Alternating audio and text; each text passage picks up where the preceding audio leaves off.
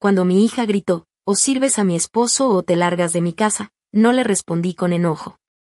En vez de eso, sonreí, tomé mi maleta y me fui, dejando atrás la casa que pagué con el esfuerzo de toda mi vida.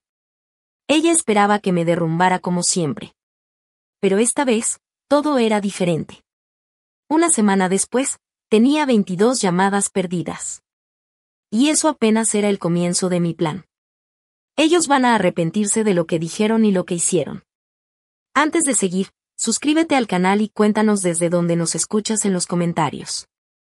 Aún tenía las llaves calientes en la mano cuando abrí la puerta de la casa. Las bolsas del súper me cortaban las muñecas.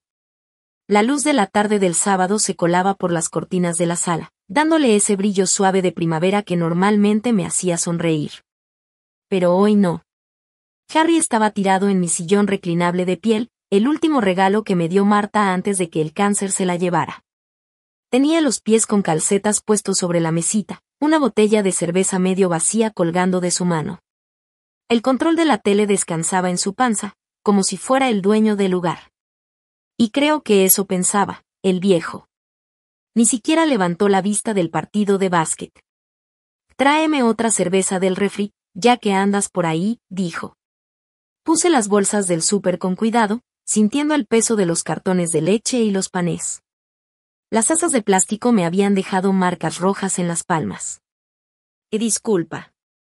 Y ya me oíste, respondió sin dejar de ver la tele. Corona. No esa porquería barata que tú tomas. Algo frío se me quedó en el pecho. Esas coronas las compré especialmente para él. Gasté mi pensión en cervezas que yo ni tomo. Harry, apenas acabo de llegar. Necesito guardar las cosas del súper. Ahora sí me miró. Tenía esa expresión que ya conocía, como si yo fuera difícil, como si exagerara. ¿Y cuál es el problema? Ya estás de pie. Yo estoy cómodo. El problema es que esta es mi casa. Sus pies golpearon el suelo cuando se paró. Se enderezó despacio, usando su estatura como amenaza. A sus 30 años, era más grande que yo. Más ancho. Pero yo llevaba lidiando con gente difícil mucho antes de que él naciera. ¿Tu casa? Qué chistoso, porque aquí vivimos tu hija y yo. Las cuentas las pagamos con mi dinero. ¿Detalles? Se acercó más, todavía con la cerveza en la mano. Mira, Clark, esto puede ser fácil o difícil. Si quieres seguir viviendo aquí tranquilo, coopera. Así de simple. La puerta de la cocina se abrió. Tiffany apareció con el cabello recogido en una coleta desordenada y un trapo de cocina en las manos. Vio la escena, Harry encima de mí, la tensión tan espesa que costaba respirar. ¿Qué pasa aquí? Y dijo con ese tono que usaba cuando era adolescente. Tu papá está siendo complicado, dijo Harry sin quitarme la vista de encima. Le pedí una cerveza y ya lo está haciendo drama como si fuera un delito. Tiffany me miró con decepción, como si yo fuera un niño haciendo berrinche. Papá, solo tráele la cerveza. No vale la pena discutir por eso. Pero Harry no había terminado. Se acercó más. Ya podía olerle el alcohol en el aliento. Mira, Clark, así van a ser las cosas. Vives en nuestra casa. Tienes que cooperar. Eso significa que cuando yo te diga algo, lo haces. Sin preguntas, sin malas caras, ¿nuestra casa? Repetí, manteniendo la voz tranquila, aunque el corazón me latía con fuerza. Así es, dijo Tiffany, poniéndose al lado de su esposo, como si fueran un equipo. Papá, tienes que decidir ahora mismo. O ayudas a Harry y haces lo que te pide, o empacas tus cosas y te vas. Las palabras quedaron flotando en el aire, como humo. Miré a mi hija, buscando algún rastro de la niña que solía subirse a mi regazo cuando había tormentas. Pero me devolvió la mirada con la misma cara de superioridad que tenía Harry. Está bien, dije en voz baja. Harry sonrió, pensando que había ganado. Perfecto. Entonces, sobre esa cerveza. Voy a empacar. Su sonrisa se borró al instante. Tiffany abrió un poco la boca, como si esperara que me disculpara, que me hiciera chiquito y obedeciera. Pero me di la vuelta hacia el pasillo, dejando las bolsas del súper donde estaban. Escuché cómo Harry respiraba fuerte, sorprendido. Tiffany susurró. Papá, espera. Pero yo ya iba caminando firme hacia mi cuarto, por ese piso de madera que Marta y yo barnizamos juntos hace más de 20 años. Saqué la maleta del closet. Sonó un golpe suave al caer sobre la cama. La había comprado para nuestra luna de miel en Yellowstone, cuando Marta aún vivía y el futuro parecía un camino largo y abierto. Ahora, la maleta se veía enorme, vacía, esperando tragar los últimos restos de mi vida en esa casa. Empaqué con calma. Ropa interior, calcetines, 3 mudas de ropa. No todo, solo lo necesario. Desde la sala se escuchaban voces bajitas, susurros apurados. A ratos, la voz de Harry subía por encima de la de Tiffany. Seguramente estaban decidiendo qué hacer, cómo manejar esta rebeldía del viejo. Mis manos se movían solas, doblando camisas, enrollando corbatas. La foto de Marta la envolví en papel y la guardé en el bolsillo lateral. Medicinas, lentes para leer, el cuadernito donde anoto mis gastos. Cuando rodé la maleta por el pasillo, se quedaron en silencio. Harry ya había vuelto al sillón, pero ahora se le notaba tenso, alerta. Tiffany estaba parada en la puerta de la cocina, con los brazos cruzados, queriendo parecer seria, pero se le notaba la duda. Ninguno me dijo adiós. El carro encendió a la primera. Mi viejo Buick, fiel como siempre. Salí de la cochera sin mirar atrás, sin voltear a ver si estaban en la ventana. El camino de 30 minutos hacia el motel Pine Lodge me dio tiempo para pensar. Los recuerdos venían como olas mientras pasaba por el centro de Kalispell. La colegiatura de Tiffany, 40,000 al año, por esa escuela privada carísima que ella insistió en estudiar. Trabajé horas extra en el banco durante 4 años seguidos, tomando más clientes, quedándome tarde revisando papeles de préstamos. Hasta me duelen las manos de solo acordarme. Su boda costó 25,000. La familia de Harry no pudo poner su parte, así que yo la cubrí sin decir nada, para no hacerlos quedar mal. El salón, las flores, el vestido, todo tenía que ser perfecto para el gran día de mi niña. Y luego vino la casa. 80,000 de mis ahorros para el enganche. Las parejas jóvenes necesitan ayuda para empezar, me dije. Es lo que hacen los papás. Es lo que Marta hubiera querido. Después llegaron los pagos mensuales, como si fueran parte de mi rutina. 1,200 para la hipoteca, 300 para servicios, 500 para el súper cuando les apretaba el dinero. Mi cheque del Seguro Social se fue metiendo poco a poco en sus vidas, y yo me convencí de que eso era amor. El motel Pine Lodge estaba a las afueras del pueblo. Un edificio bajito, con pintura desgastada y un letrero de neón que parpadeaba a ratos. El cuarto era pequeño, pero estaba limpio. Una cama, una silla y una mesita junto a la ventana. Puse mi maleta sobre el portaequipaje y me senté con cansancio al borde de la cama. El silencio aquí era distinto. No era la calma de mi casa, sino ese vacío frío de un lugar temporal. Saqué mi celular y empecé a revisar mis contactos. Números de bancos, aseguradoras, tarjetas de crédito, todos esos que me sabía de memoria tras 30 años trabajando en finanzas. Mañana era domingo, pero todavía se podían hacer algunas cosas. Algunas llamadas. Abrí mi laptop sobre la mesita del cuarto y entré a mi banca en línea. Las cuentas aparecieron en la pantalla, cheques, ahorros, retiro, números que representaban toda una vida de esfuerzo, de negarme pequeños gustos para poder mantener a mi familia. El cursor parpadeaba en la barra de búsqueda, esperando que decidiera el siguiente paso. La mañana del domingo llegó nublada, como si el clima reflejara justo cómo me sentía. Extendí todos mis papeles sobre la mesa del motel, como si fuera un general planeando una estrategia. Estados de cuenta, pólizas de seguro, documentos legales. Todo en orden, todo al alcance. La primera llamada fue al First National Bank. Aunque fuera domingo, el sistema automático seguía funcionando. Buenos días, señor Miller, dijo la operadora después de que pasé el menú automático. ¿En qué puedo ayudarle hoy? Quiero cancelar el pago automático de la hipoteca de Pine Street 847, cuenta terminada en 4729. Pausa. Teclado sonando. Señor, ese pago ha estado activo por 5 años. ¿Está seguro de cancelarlo? Totalmente seguro. ¿Puedo preguntar el motivo? Los dueños de esa casa ya no califican para mi apoyo económico. Más clics. Muy bien, señor Miller. El pago automático ha sido cancelado de inmediato. Recibirá confirmación por escrito en un plazo de 3 días hábiles.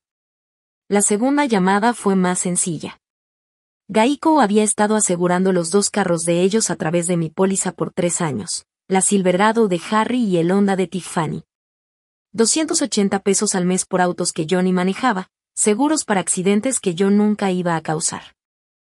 Quiero quitar 2 vehículos de mi póliza, le dije a la agente. Mi hija y su esposo tienen que contratar su propio seguro. ¿Desde cuándo quiere hacer el cambio? Desde hoy. Las tarjetas de crédito tardaron un poco más. Tiffany era usuaria autorizada en 3 de mis cuentas, Visa, Mastercard y la tarjeta de Costco. $500 al mes pagando deudas que yo nunca hice, compras que yo nunca autoricé. Señor Miller, explicó la persona de Visa, al quitar a los usuarios autorizados, ellos tendrán que solicitar su propio crédito. Cualquier deuda actual sigue siendo su responsabilidad, pero ya no podrán hacer más cargos. Entiendo. Quítelos de inmediato. Cada llamada era como quitarme un peso de encima. Mis 30 años en banca me habían enseñado cómo funcionan los sistemas, el lenguaje legal, los procedimientos correctos. Todo lo que estaba haciendo era completamente legal y dentro de mis derechos. El cambio del seguro de vida necesitaba un documento por escrito, pero inicié el trámite. $100,000 que pensaba dejarle a Tiffany, dinero que gané para asegurar el futuro de mi familia. Pero ahora, familia significaba algo diferente. Para el mediodía, ya había hecho 8 llamadas. Hipoteca cancelada, seguros dados de baja, tarjetas bloqueadas, transferencias automáticas que drenaban mis cuentas desde hace años, todas detenidas. Todo terminado con llamadas educadas y números de confirmación. Me recargué en la silla barata del motel y miré mis notas, números de confirmación, códigos de referencia, fechas de cancelación. Todo el rastro en papel de mi nueva independencia financiera. Mi celular estaba en silencio sobre la mesa. Sin llamadas perdidas, sin mensajes urgentes. Todavía no se daban cuenta. Probablemente no lo harían hasta que rebotara el primer pago, hasta que les llegara la primera factura con su nombre en vez del mío. Pero ya se enterarían. Cerré la laptop y caminé hacia la ventana. Del otro lado del estacionamiento, un señor mayor estaba metiendo maletas a una troca, mientras su esposa lo dirigía con calma, como si lo hubieran hecho 1000 veces. Seguramente regresaban de visitar a los nietos, o iban rumbo a unas vacaciones que llevaban años posponiendo. Sentí envidia de su complicidad, de cómo se movían juntos, como un equipo con experiencia. Así éramos Marta y yo, antes. Mi celular vibró sobre la mesa. Número desconocido. Lo dejé sonar. La semana pasó tranquila para mí, pero por lo visto, no para ellos. Ya tenía mi rutina en Pine Lodge. Café en el lobby, desayuno en el restaurante de la esquina, caminatas largas por los vecindarios tranquilos de Kalispell. Mi celular acumulaba llamadas perdidas como si fueran una colección que no me interesaba empezar. Para el miércoles ya tenía 12 mensajes. Para el viernes, 22. Los escuché en orden, viendo cómo pasaban del desconcierto al enojo y luego a la desesperación. Los primeros eran casi casuales. Tiffany preguntando si había algún error con el banco y la hipoteca. Harry dejando mensajes cortos, molesto por el seguro del coche. Pero a mitad de semana, ya había pánico. Papá, ¿qué demonios está pasando? La voz de Tiffany temblaba. Y el banco dice que cancelaste el pago automático. ¿Quieren el pago completo para el viernes o van a empezar el proceso de embargo? Los mensajes de Harry se volvieron más agresivos. Clark, tienes que arreglar esto ya. La gente me está preguntando por el seguro. Nos estás haciendo quedar como unos muertos de hambre. Los últimos ya eran casi súplicas. Tiffany llorando, prometiendo que podrían encontrar una solución si tan solo yo les devolvía la llamada. Harry cambiando de tono, diciendo que se había pasado, que quería arreglar las cosas. Fui borrando cada mensaje después de escucharlo, sin sentir más que una ligera curiosidad por su creciente desesperación. El jueves por la mañana tocaron la puerta del motel. Miré por la mirilla. Ahí estaban los dos. Tiffany con un suéter arrugado, los ojos hinchados. Harry con su ropa de trabajo, los dos con cara de no haber dormido bien. Abrí la puerta, pero no los invité a pasar. Papá, dijo Tiffany. Sus ojos estaban rojos, su voz quebrada. Necesitamos hablar.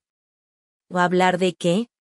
Y dijo Harry, empujando un poco hacia adelante, la cara roja de coraje. ¿De qué estás arruinando nuestras vidas por una tontería de cerveza? No estoy arruinando nada, dije tranquilo. Simplemente ya no voy a pagar por sus vidas. La hipoteca, Clark. Y gritó Harry. No puedes dejar de pagar la hipoteca. Esa es nuestra casa. Que en realidad, es mi casa, le respondí. Mi nombre está en la escritura. Mi firma en el préstamo. Ustedes solo eran invitados. Tiffany lo detuvo tomándole el brazo cuando quiso acercarse más. Papá, por favor, podemos arreglar esto. Harry estuvo mal en cómo te habló. Los dos lo estuvimos. Pero no puedes simplemente dejarnos así, sin avisar, sin hablarlo. Ustedes me dieron un ultimátum, le recordé. Haz lo que Harry diga o lárgate. Esas fueron tus palabras exactas. Y no lo dije en serio. Claro que sí, dije, mirándola. Pero ya no veía a mi hija. Veía a una desconocida con su cara. Lo dijiste en serio. Solo que no esperabas que eligiera la segunda opción. Harry intentó otro tono, fingiendo estar calmado. Mira, todos dijimos cosas que no sentíamos. Pero estás hablando de nuestra casa, nuestro crédito, toda nuestra vida. No puedes simplemente dejarnos así. Y sí puedo. Y ya lo hice, respondí, empezando a cerrar la puerta. Ustedes querían que me fuera. Me fui. Querían encargarse de sus vidas. Ahora pueden hacerlo. Papá, espera, la voz de Tiffany se quebró. ¿Y la familia? ¿Y todo lo que hemos vivido juntos? Me detuve, viéndola con esa cara desesperada. Por un segundo, recordé a la niña que me ayudaba a juntar hojas en otoño, que me traía florecitas del jardín. Pero esa niña creció y se convirtió en alguien que pudo quedarse callada mientras su esposo humillaba a su papá en su propia sala. La familia es de dos vías, mi cielo, dije bajito. Yo pasé 5 años cuidando de ustedes dos. Cuando llegó el momento de que me cuidaran a mí, tú lo escogiste a él. La falsa calma de Harry se rompió. Estás loco, viejo imbécil. No puedes simplemente. Puedo llamar a la policía si sigues alzando la voz, lo interrumpí. Esto es propiedad privada y estás alterando el orden. Se quedaron viéndome, como si por fin me vieran de verdad. No al papá bonachón ni al abuelo que nunca llegó. No a la cuenta bancaria con patas. Sino a un hombre que por fin aprendió a decir no. Harry le agarró el brazo a Tiffany. Vámonos. Ya lo resolveremos nosotros. Caminaron hacia su coche. Harry ya no caminaba con esa seguridad falsa. Ahora iba encorvado, preocupado. Tiffany volteó a verme sobre el hombro, como si ya no me reconociera. Los vi irse. Luego cerré la puerta y volví a mi laptop. Aún había llamadas por hacer, cuentas que cerrar. El trabajo de desarmar una relación todavía no terminaba. Necesitaba café. Y un momento para pensar con calma. El restaurante de la calle principal siempre fue mi refugio, incluso cuando Marta vivía. Después de sus citas médicas, me encontraba ahí con ella. Pedíamos un pay de manzana y platicábamos de puras tonterías. El martes por la mañana caminé las 3 cuadras de siempre. El aire frío de las montañas me hacía visible el aliento. Esa rutina me ayudaba a pisar tierra después del pleito del día anterior. Revisé mis papeles otra vez en la mañana, repasando estados de cuenta y números de confirmación como si fueran estrategias militares. La campanita del restaurante sonó cuando entré. El vapor del café y el olor a tocino creaban ese ambiente cálido y familiar que tanto necesitaba. Apenas me estaba acomodando en mi mesa de siempre cuando una voz conocida me llamó. Clark Miller. No lo puedo creer. Bob Harrison se levantó de una mesa cerca de la ventana, con el periódico bajo el brazo. Habíamos trabajado juntos en First National por 15 años, antes de que lo transfirieran a la sucursal central. Él manejaba préstamos comerciales y yo cuentas personales, pero compartimos suficientes cafés como para llamarnos amigos. Bob, dije mientras me paraba a saludarlo. Qué gusto verte. ¿Puedo sentarme contigo? Preguntó, y se sentó sin esperar respuesta. No te veía desde el funeral de Marta. Escuché que te mudaste al Pine Lodge. ¿Todo bien? Antes de que pudiera responder, llegó la mesera con café. Aproveché la interrupción para pensar qué tanto contarle. Bob era de confianza, pero también era banquero. Y los banqueros tienen reglas. Asuntos familiares, le dije por fin. Necesitaba algo de espacio para pensar bien las cosas. Bob asintió despacio, observándome con atención. Ese yerno tuyo intentó pasarnos un gol hace unos meses. Mi taza se detuvo a medio camino de mi boca. ¿Qué clase de gol? Quería un préstamo con garantía sobre tu casa. $50,000, su expresión se endureció. Dijo que la propiedad era suya. Trajo papeles y todo. El ruido del restaurante pareció apagarse de golpe. ¿Y mi casa? Dije. ¿Dijo que él era el dueño de mi casa? Así es, dijo Bob. Trajo unos papeles que al principio se veían oficiales, pero cuando hicimos la búsqueda de título, negó con la cabeza. Todo estaba a tu nombre, Clark. Título limpio, sin cofirmantes, nada que le diera derecho a la propiedad. Puse mi taza en la mesa con cuidado, tratando de procesar lo que acababa de escuchar. ¿Cuándo fue esto exactamente? Y diciembre, tal vez enero. Yo mismo manejé la solicitud por la cantidad que era. Bob se inclinó un poco hacia mí y bajó la voz. Clark, esto no fue un error. Fue fraude. Los documentos que trajo eran falsos. Sentí un escalofrío. 3 meses atrás, Harry ya estaba planeando robarme. No era una reacción por la crisis actual. Era un plan hecho con calma. Un engaño desde el principio. ¿Lo reportaron? Rechazamos la solicitud y marcamos su información en el sistema. Técnicamente no se concretó nada, así que es un área gris en lo legal. Pero guardé copias de todo, me miró serio. ¿De verdad no sabías nada? Negué con la cabeza, pensando en todos los pagos mensuales que había hecho. Las cenas donde Harry se quejaba del dinero, mientras por detrás planeaba robarme. ¿Para qué quería ese dinero? Bob miró a su alrededor y luego se acercó más. En la solicitud puso que era para arreglos en la casa. Pero se dice por aquí que tiene deudas de juego. Y bastante grandes. ¿Qué tan grandes? Jim Morrison podría saber más. ¿Recuerdas al detective Morrison? Comentó algo sobre que Harry va seguido al casino Glacier Peaks. Claro que lo recordaba. Jim había estado en el comité de la iglesia conmigo, y su hija se graduó con Tiffany. Si él tenía información, seguro era cierta. Bob, gracias por contarme esto, dije, sacando mi cartera para pagar el café que ni había tomado. Ten cuidado, Clark, me advirtió. Un hombre que falsifica papeles para robarle a su propia familia puede hacer cosas peores si se siente acorralado. Regresé caminando al motel, mi cabeza hecha un lío. Ahora entendía mejor la actitud de Harry, su exigencia por cerveza y su falta de respeto. Él ya me veía como una fuente fácil de dinero, alguien a quien usar. Su amenaza no era por orgullo. Era porque no quería perder acceso al dinero. Ya en la habitación, abrí mi laptop y empecé un documento nuevo, pruebas contra Harry Thompson. Lo de Bob era apenas el comienzo.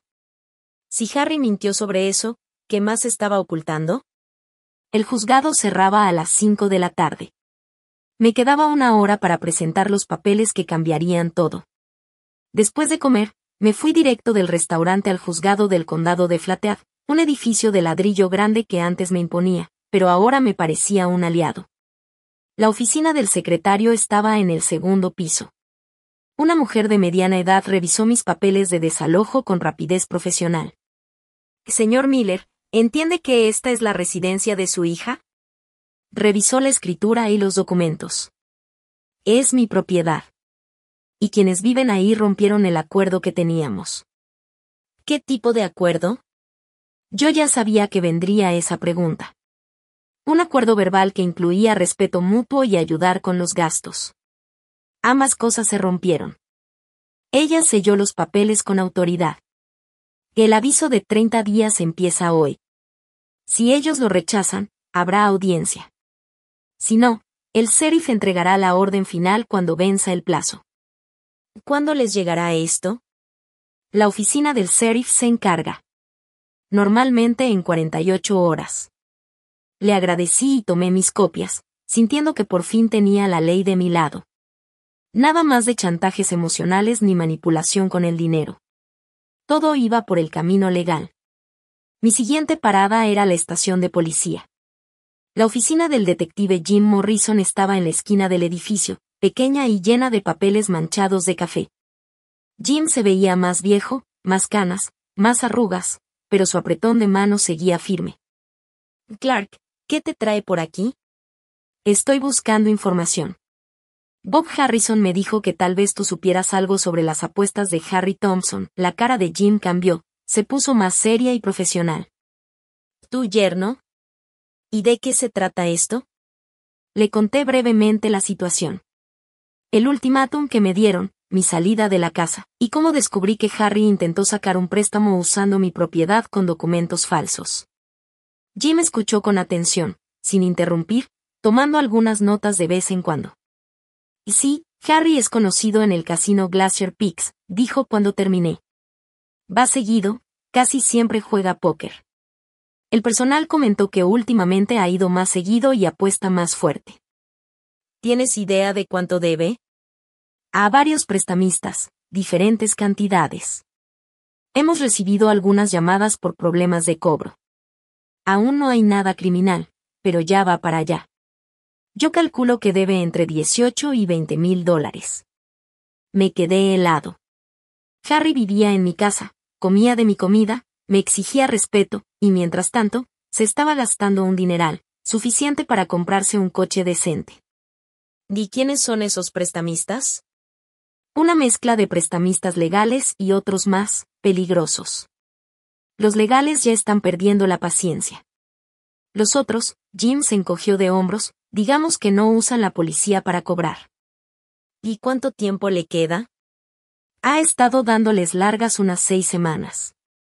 Generalmente dan 3 meses antes de ponerse serios. Harry ya casi se queda sin tiempo. Salí de la estación con una idea mucho más clara de lo que estaba pasando. Su adicción al juego explicaba todo, su desesperación, el fraude con mi casa, y su actitud cada vez más agresiva. Yo no era solo una fuente de dinero fácil. Era su única esperanza para evitar consecuencias graves. Esa noche, ya en el cuarto del motel, revisé todo lo que había logrado ese día. El aviso legal de desalojo ya estaba listo para ser entregado. Tenía confirmación de las deudas de juego y del intento de fraude. Y ahora también tenía aliados que entendían lo que de verdad estaba pasando. Abrí mi laptop y actualicé el archivo de evidencias, agregando lo que me dijo Jim Morrison a lo que ya había dicho Bob Harrison.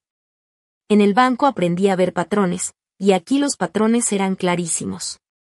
Harry no era solo grosero o aprovechado. Era un mentiroso desesperado y peligroso. Cuanta más presión sintiera, más imprudente se iba a volver. Tenía que estar preparado para lo que viniera.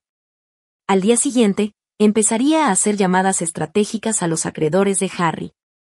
No para pagar sus deudas, eso era asunto suyo, sino para asegurarme de que supieran su situación real, incluyendo que no tenía ningún derecho legal sobre mi propiedad. La verdad siempre ha sido mi mejor arma. Y en un pueblo como Kalispell, las noticias vuelan. Para el viernes, Entendí que era hora de controlar lo que se decía. La primera persona con la que me topé fue la señora Henderson, del comité de correo de la iglesia. Me encontró en la oficina postal, junto a la máquina de estampillas. Era de esas señoras que recolectan chismes como otras recolectan recetas.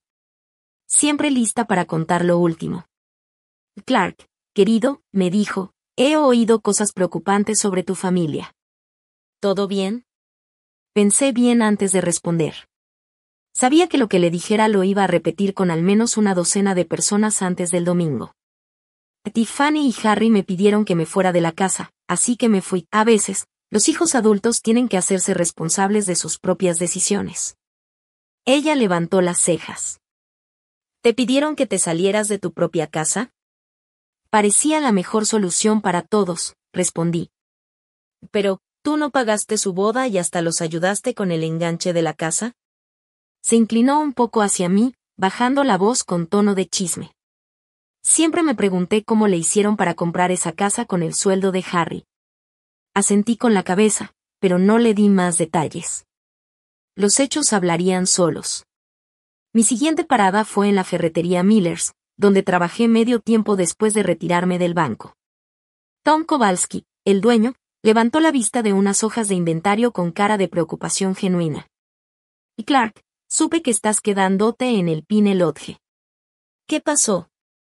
3 empleados más se acercaron mientras les contaba lo sucedido. Sus reacciones fueron inmediatas, sorpresa total por cómo me había tratado Harry, y enojo al saber que yo los estuve apoyando económicamente por años sin recibir ni un gracias. ¿Tú pagaste su universidad? Preguntó Dave, el subgerente, sacudiendo la cabeza. Harry siempre decía que su familia tenía mucho dinero. Que ellos te ayudaban con la hipoteca. Harry dijo muchas cosas que no eran verdad, contesté tranquilo. La cara de Tom se endureció. Con razón siempre traía dinero pero nunca aceptaba horas extra. Le ofrecimos más turnos varias veces, pero siempre tenía otros compromisos. Seguramente estaba en el casino, murmuró Sara desde el área de pinturas. Cuando salí de la ferretería, supe que en unas cuantas horas toda la historia ya estaría circulando por el pueblo. La red de chismes de Kalispell era más rápida que cualquier anuncio en Internet. Mi tercera parada fue en la iglesia luterana de San Marcos, donde el pastor Williams preparaba el servicio del fin de semana. Me invitó a pasar a su oficina y me ofreció un café en uno de esos sillones que han escuchado muchas historias tristes a lo largo de los años. Clark, varias personas me han dicho que están preocupadas por ti. ¿Me puedes contar qué está pasando? Agradecí que el pastor fuera directo. No andaba buscando chismes, de verdad quería ayudar. Pastor, llevo 5 años manteniendo a mi hija y a su esposo.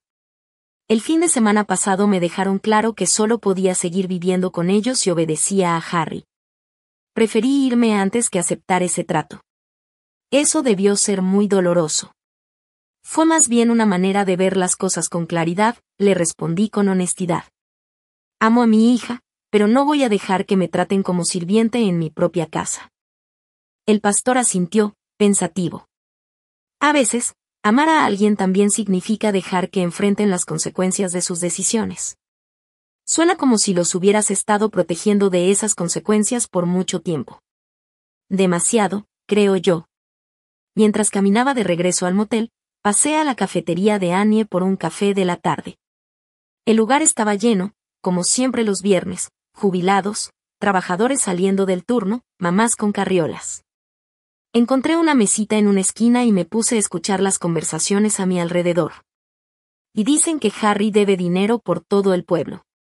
Clark Miller ha estado pagando sus cuentas desde hace años. Y siempre me pareció raro cómo vivían tan bien con el sueldo de él. La información se estaba regando justo como lo había imaginado. Los pueblos pequeños son como un organismo vivo. Procesan la información rápido, y al final, entre todos, separan la verdad de las mentiras. Cuando salía de la cafetería, sonó mi teléfono. Era la señora Patterson, mi vecina por más de 20 años. Clark, espero no molestarte con esta llamada. Solo quería decirte que últimamente se ha escuchado mucho grito en la casa. Sobre todo de Harry, pero también de Tiffany. Ayer incluso pasó la patrulla 2 veces. Gracias por avisarme, señora Patterson. Le agradezco que esté al pendiente. ¿Usted está bien? ¿Necesita algo? Su preocupación se notaba sincera, y me recordó que el apoyo de la comunidad puede llegar de muchas formas. Estoy bien, gracias. Solo estoy tomando las cosas con calma, un día a la vez. Esa noche, ya en mi cuarto del motel, repasaba todas las conversaciones del día. La presión social se estaba acumulando por sí sola, sin que yo moviera un dedo. La gente simplemente reconocía la injusticia cuando la veía clara. Volvió a sonar el celular. Número desconocido, pero reconocí la alada. Seguro era uno de los acreedores de Harry. Dejé que entrara al buzón y luego escuché el mensaje. Habla Marcus Webb de Frontier Financial Services. Buscamos a Harry Thompson por una cuenta vencida. Por favor, comuníquese con nosotros lo antes posible. Me estaban llamando a mí porque Harry seguramente puso mi casa como dirección en sus solicitudes de crédito. Más evidencia de sus mentiras. Más pruebas de que quería dejarme a mí sus deudas. Borré el mensaje y abrí mi computadora. Era hora de actualizar mi archivo con las pruebas del día. Debí suponer que iban a contraatacar. Harry nunca se quedaba callado. La mañana del sábado empezó tranquila. Estaba revisando unos estados de cuenta mientras tomaba café, cuando empezó a sonar el teléfono. Primero Tom, de la ferretería. Luego la señora Henderson. Después el pastor Williams. Todos con la misma noticia preocupante. Harry andaba por el pueblo contando otra versión de la historia. Clark, creo que debes saber lo que anda diciendo, dijo Tom con voz molesta. Vino hace como una hora, hablando bien fuerte, diciendo que los abandonaste sin avisar. Que habías prometido mantenerlos siempre y que luego te arrepentiste nomás por coraje. ¿Y qué más dijo? Que estás teniendo una especie de crisis mental. Que los corriste porque Tiffany no te dejaba controlar todas las decisiones de su vida. Y también está diciendo que hay una emergencia médica familiar que necesita dinero, y que tú te niegas a ayudar. Le agradecí la llamada a Tom y colgué, ya pensando en todo lo que eso implicaba. Harry estaba tan desesperado que había iniciado su propia campaña de relaciones públicas. Eso significaba que la presión de sus acreedores iba en aumento. La siguiente llamada confirmó mis sospechas. Señor Miller, habla el detective Morrison. Quería avisarle que esta mañana vino Harry Thompson a presentar una denuncia por abuso a personas mayores. Dice que alguien del banco lo está manipulando para que usted tome malas decisiones financieras. ¿Abuso a personas mayores? Un completo absurdo. Pero estaba tratando de crear un historial oficial, como si yo ya no tuviera la capacidad de manejar mis asuntos. Le pedí documentos médicos y testigos, dijo el detective, cosa que obviamente no tiene. 20 minutos después, volvió a sonar el teléfono. Era Tiffany. Papá, por favor contesta. Sé que estás enojado, pero hay cosas que no sabes. Su voz sonaba entrecortada, como si estuviera llorando. Estoy embarazada, papá. Y todo este estrés me está haciendo daño. El doctor dice que si no se calma la situación, puedo perder al bebé. Sentí ese viejo nudo en el estómago, ese mismo instinto de protegerlos que me había hecho vulnerable a sus manipulaciones por años. Pero algo en su voz se sentía ensayado, como si estuviera actuando. Felicidades, hija. ¿Cuándo te enteraste?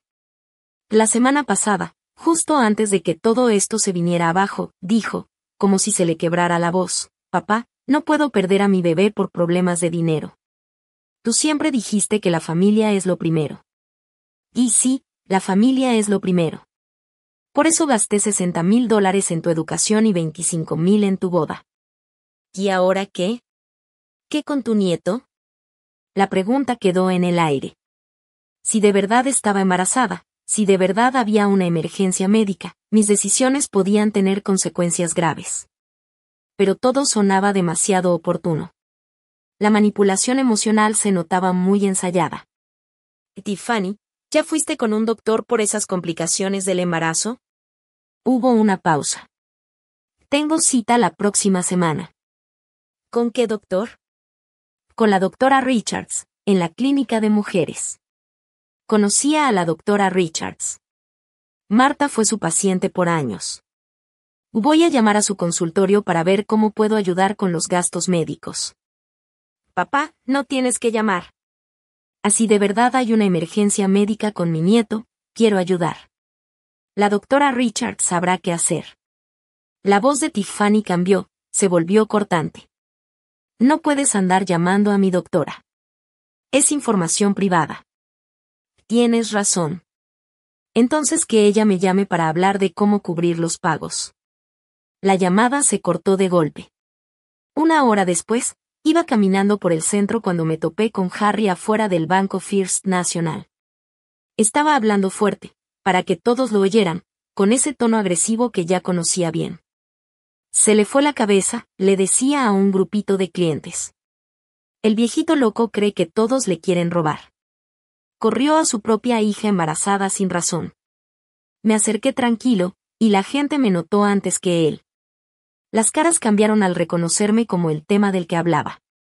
Harry se volteó de golpe, la cara roja de coraje. Ahí está. El hombre que abandonó a su propia familia. Hola, Harry, dije sin perder la calma. ¿Cómo vas con tus deudas de juego? La frase lo sacudió como si le hubiera dado un golpe. Varias personas en la multitud empezaron a murmurar, como si empezaran a juntar las piezas. ¿Estás loco?, balbuceó. No sé de qué hablas. $18,000, respondí. Según el detective Morrison. Casi todo en las mesas de póker del casino Glacier Peaks. Volteé a ver al grupo. Es increíble cuánto puede perder alguien, cuando no paga sus propios gastos. La cara de Harry se puso morada del coraje. Se acercó usando su estatura para intimidar. Viejo senil, no puedes. Puedo documentar cada dólar que gasté manteniéndote por 5 años, lo interrumpí. ¿Tú puedes probar en que te gastaste tus sueldos? La gente estaba poniendo atención ahora, procesando todo. Harry se dio cuenta de que había perdido el control. Ya vámonos. Gruñó empujando a la gente para pasar. Que esto no se ha acabado, Clark. Lo vi alejarse furioso, y noté que varias personas sacaron sus teléfonos. La verdadera historia iba a estar en redes sociales antes de una hora. De regreso en el motel, abrí mi laptop y comencé a escribir todo lo que había pasado. El contraataque de Harry estaba fallando porque estaba lleno de mentiras fáciles de descubrir. La comunidad me conocía demasiado bien como para creer que yo estaba loco o que los había abandonado por maldad. Pero lo del embarazo sí me preocupaba. Si Tiffany estaba diciendo la verdad, todo se volvía más complicado. Necesitaba confirmar antes de tomar decisiones. Le marqué al consultorio de la doctora Richards. Si de verdad había una emergencia médica, yo iba a ayudar, pero no iba a dejarme manipular por un drama inventado. Las amenazas públicas de Harry ya se habían pasado de la raya. Regresé a mi cuarto del motel, saqué el celular y llamé al detective Morrison. James, tenemos que hablar. El comportamiento de Harry hoy me preocupa. Se está saliendo de control. ¿Cómo exactamente? Me enfrentó en público, hizo gestos amenazantes frente a testigos, y toda su actitud era de alguien que ya perdió el control. Miré por la ventana del motel hacia el centro del pueblo. Quiero presentar una denuncia formal y ver opciones para protegerme. Ven mañana temprano. Trae todo lo que tengas documentado. Pero yo sabía que no tenía que esperar hasta mañana. Steve Brennan, el encargado nocturno del Pine Lodge, tocó a mi puerta una hora después. Señor Miller, el hombre que estuvo gritando en el estacionamiento hace rato, regresó hace como 20 minutos. Se paró frente a su puerta unos 5 minutos y luego se fue. Hizo que algunos huéspedes se pusieran nerviosos. Steve era un sargento retirado del ejército. Había visto suficiente para notar cuando algo se ponía feo. ¿Dijo algo en específico? Pregunté. Murmuró algo sobre enseñar lecciones a viejos tontos.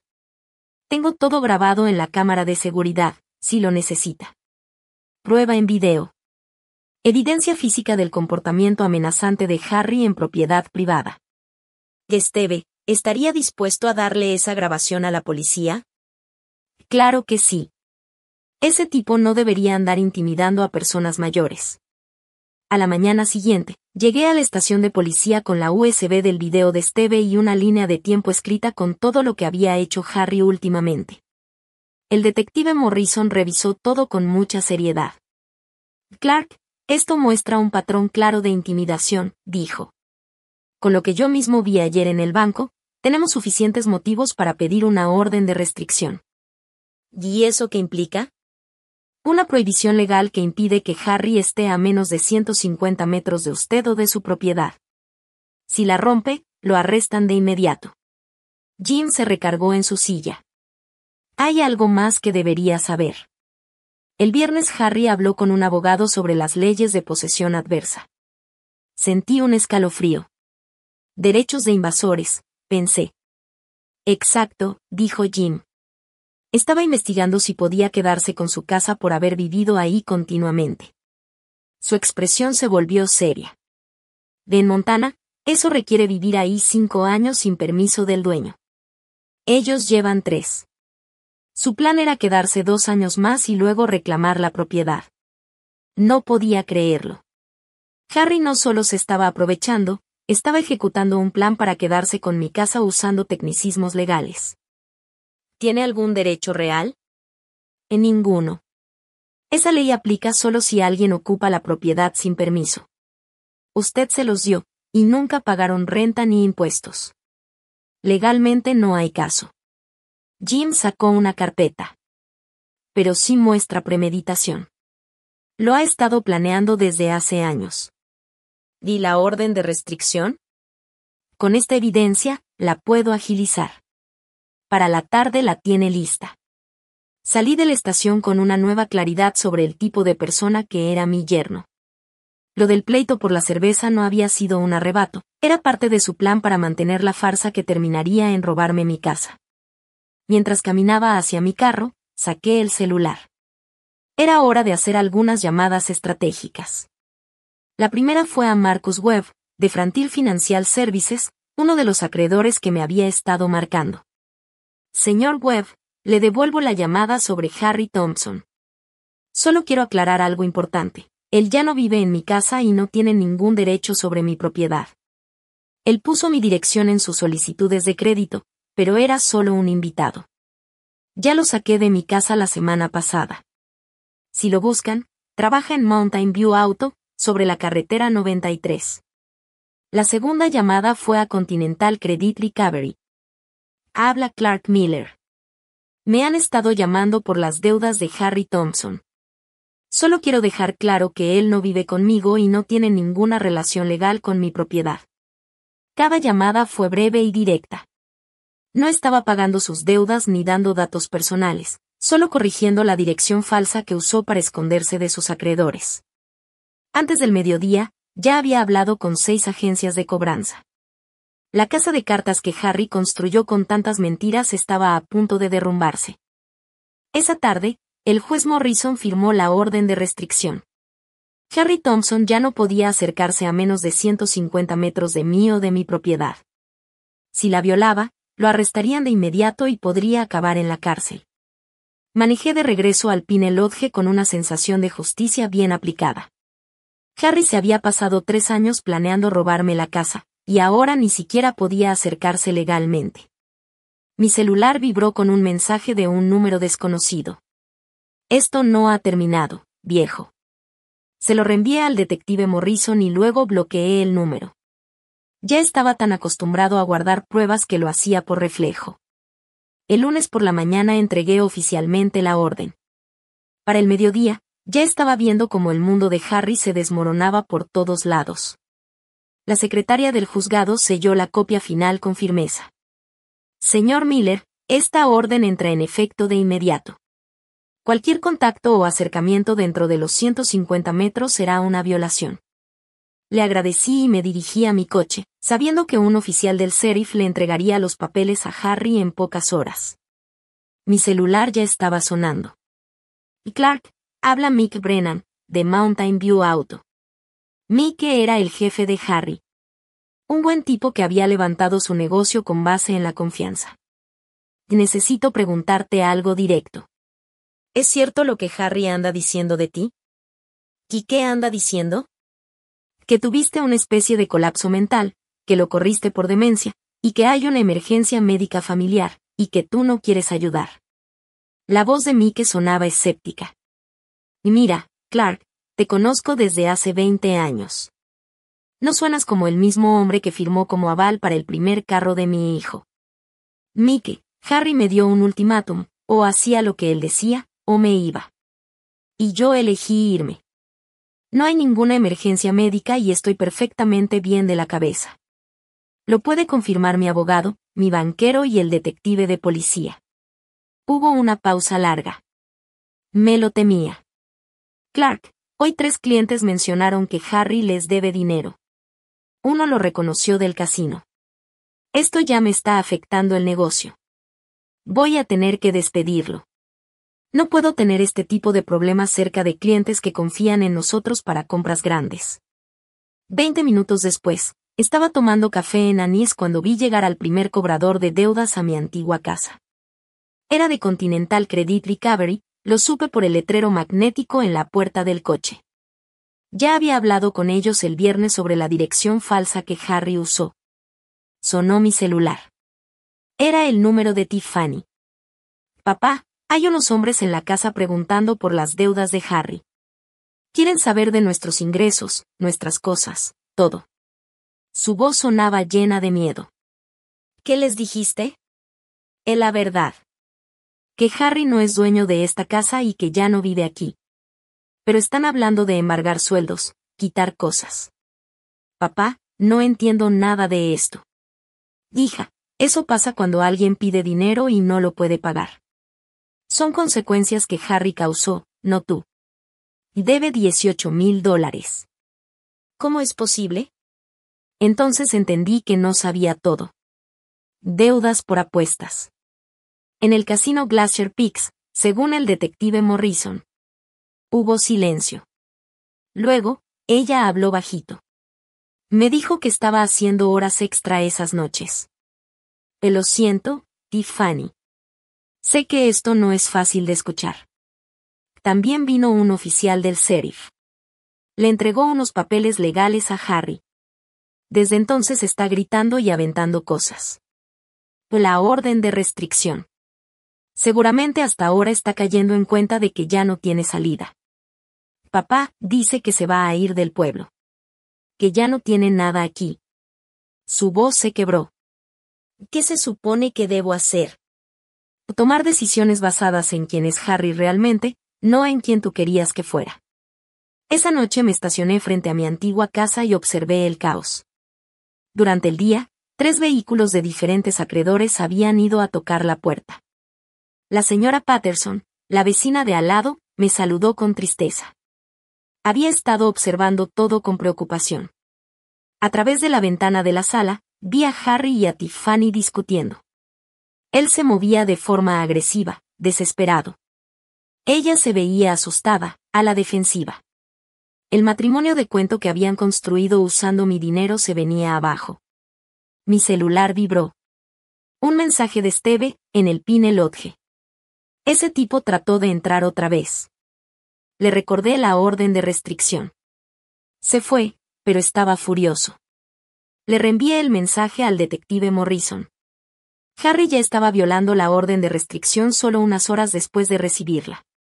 Su desesperación lo estaba haciendo actuar sin pensar, lo cual lo volvía peligroso, pero también predecible. Un hombre desesperado, con deudas de juego, sin trabajo y con problemas legales, no tiene muchas opciones. O enfrentaba las consecuencias como un adulto, o huía. Con lo que ya sabía de él, la opción más probable era la fuga. Manejé de regreso a Pine Lodge, pensando en lo que eso significaba. Si Harry se iba del pueblo para evitar a los acreedores, ¿qué haría Tiffany? ¿Se iría con él, por lealtad a alguien que le mintió por años? ¿O finalmente lo vería tal como es y elegiría otro camino? Como fuera, esas consecuencias eran suyas. Yo pasé 5 años protegiéndolos de la realidad. Esa protección se acabó el día que me pidieron elegir entre mi dignidad y sus exigencias. Elegí mi dignidad. Ahora ellos podían elegir su propio rumbo. 2 días de ver su desesperación fueron suficientes. El miércoles por la mañana llamé a Tiffany y le pedí que me viera en el café. Solo ella. No puedo dejar solo a Harry ahora, papá. Está muy mal con todo lo que está pasando. Entonces no tenemos nada que hablar.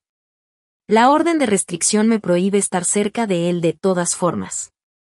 Una pausa larga. ¿Dónde quieres vernos? En el Main Street Diner, a las 2. En la esquina del fondo. Una mesa donde podamos hablar tranquilos.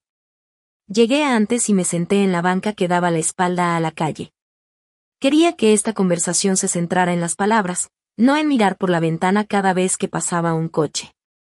Cuando Tiffany llegó, se veía más grande de lo que era. Tenía solo 28, pero el estrés ya se notaba en su cara, y jugaba nerviosamente con la correa de su bolso. Se sentó frente a mí y empezó a hablar de inmediato. Papá, sé que estás enojado, pero Harry perdió su trabajo y los cobradores no nos dejan en paz. El teléfono suena todo el día. Hay gente tocando la puerta, exigiendo dinero que no tenemos. Esperé a que terminara. Luego le hablé con calma. Te estoy dando una oportunidad de salir de esto con algo de dignidad, Tiffany. ¿Qué quieres decir? Reconocer públicamente la verdad. Decir cuánto los apoyé a los dos y explicar con honestidad por qué me fui. Su cara se puso roja. ¿Quieres que me humille frente a todo el pueblo? Quiero que digas la verdad. Hay una diferencia. ¿Qué tipo de reconocimiento? Había pasado 2 días pensando en lo que sería justo. Un anuncio en la iglesia el domingo durante los testimonios. Una carta al editor del Tribune. Una publicación en Facebook que todos nuestros conocidos puedan ver. Con todos los detalles, la universidad, la boda, los pagos de la casa, y el ultimátum que me hicieron. Papá, la gente va a pensar que... Y van a pensar que tuviste un padre que te amó lo suficiente como para sacrificar su jubilación por tu felicidad, y que tú lo diste por hecho hasta que se fue. Tiffany miró su café sin tocarlo. ¿Y Harry? Harry ya no forma parte de nada que me incluya. La orden de restricción es permanente. Si decides seguir casada con él, es tu decisión. Pero eso significa que lo eliges a él sobre mí. ¿Me estás pidiendo que elija entre mi esposo y mi papá? Te estoy pidiendo que elijas entre un hombre que me amenazó y el hombre que te crió. El hecho de que veas esas opciones como iguales me dice todo sobre lo lejos que estamos ya. Se quedó callada un rato, procesando lo que le estaba diciendo. ¿Y la casa? Esa casa ha estado en la familia por generaciones. Va a ser donada a la iniciativa de vivienda para veteranos de Montana. 3 familias de veteranos van a vivir ahí. Gente que sí sabe lo que significan el servicio y el sacrificio. Esas palabras le pegaron fuerte. Yo seguí con voz firme pero suave. El testamento ya fue cambiado, firmado y archivado con mi abogado. Aunque hicieras todo lo que te pido perfectamente, la casa ya no va a ser tuya. Esa decisión es definitiva. ¿Por qué? Porque necesito saber que cualquier reconciliación entre nosotros se basa en amor, no en la esperanza de heredar. Por 5 años me trataste como una cuenta de banco. Quiero ver si queda algo entre nosotros que no tenga que ver con el dinero. Los ojos de Tiffany se llenaron de lágrimas. Lágrimas de verdad esta vez, no las que usaba para manipular, lo siento, papá. De verdad. Nunca quise que las cosas llegaran tan lejos. Decir lo siento ya no es suficiente, hija. Todo el pueblo vio como tú y Harry me trataron como si fuera un sirviente en mi propia casa. Vieron cómo elegiste sus exigencias en vez de mi dignidad. Ya no me bastan las palabras, necesito ver acciones. ¿Y si no puedo? ¿Y si no soy capaz de pararme frente a todos y admitir que nos equivocamos? Entonces vivirás con las consecuencias de esa decisión. Harry seguramente se va a ir del pueblo para huir de sus deudas. Hombres como él siempre corren cuando las cosas se complican. Puedes irte con él y empezar de nuevo en otro lugar, o puedes quedarte y tratar de reconstruir tu vida con honestidad. ¿Y si hago lo que me estás pidiendo? Entonces, tal vez, con el tiempo, podamos tener una relación de verdad. No por dinero, ni culpa, ni compromiso, sino por respeto mutuo entre dos adultos. Tiffany se limpió las lágrimas con una servilleta. ¿Cuánto tiempo tengo para decidir? Hasta el domingo en la mañana. El servicio empieza a las 10. Si no estás ahí para decir la verdad, voy a entender que ya elegiste. Ella se levantó despacio, viéndose más frágil y cansada que cuando llegó. ¿Crees que algún día podrías perdonarme, papá? La miré bien, de verdad la vi. Vi pedacitos de la niña que trenzaba coronas de flores y me pedía cuentos de princesas valientes antes de dormir. El perdón y la confianza no son lo mismo, Tiffany. Te perdoné el día que decidí irme en vez de pelear. Pero la confianza se gana con hechos, uno honesto a la vez. Tiffany asintió y caminó hacia la puerta, cargando a los hombros una decisión que definiría el resto de su vida. Yo me quedé en la mesa, viéndola alejarse en su auto. Faltaban 4 días para el domingo. Para entonces, sabría si mi hija tenía el valor de escoger la verdad en vez de la comodidad, la responsabilidad en lugar de la lealtad ciega a alguien que nunca la mereció. Llegó el domingo por la mañana. El día estaba frío y claro. Caminé hacia la iglesia St. Mark, preguntándome si Tiffany se atrevería a decir la verdad. El templo estaba más lleno de lo normal. Ya se corría el rumor de que habría un anuncio familiar importante. Me senté en mi lugar de siempre, en la tercera fila, y esperé. El pastor Williams comenzó el servicio con himnos y lecturas conocidas, pero se sentía la tensión en el ambiente. Todos estaban atentos. Llegó el momento de los testimonios. Tiffany se levantó desde la última fila. Se veía pequeña caminando por el pasillo, pero sus pasos eran firmes. Al llegar al micrófono, se sostuvo con ambas manos y miró a todas esas caras que conocía desde niña. Tengo que decirles algo importante sobre mi papá, su voz sonó clara en todo el templo. Durante los últimos 5 años, Clark Miller ha apoyado económicamente a mi esposo y a mí. Pagó $160,000 por mi universidad, cuando pude haber ido a una escuela pública. Pagó $25,000 por nuestra boda, porque la familia de Harry no tenía con qué aportar. Se escucharon murmullos entre la gente.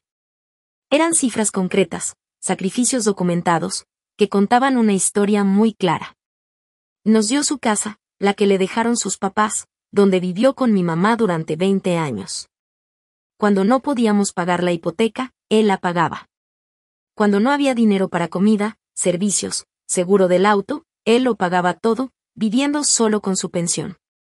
Su voz se volvió más firme. Hace 3 semanas, cuando mi papá no quiso seguir las órdenes de mi esposo como si fuera un sirviente, le dimos un ultimátum. O hacía lo que Harry decía, o se iba de su propia casa. Papá eligió irse antes que perder su dignidad. El silencio era total. Ni los niños hacían ruido. Todos sentían la seriedad de sus palabras. Yo me quedé mirando como mi esposo faltaba al respeto al hombre que sacrificó su retiro por nuestra comodidad. Elegí ser leal a alguien que amenazó a mi papá, en lugar de ser leal al hombre que me crió con amor y paciencia.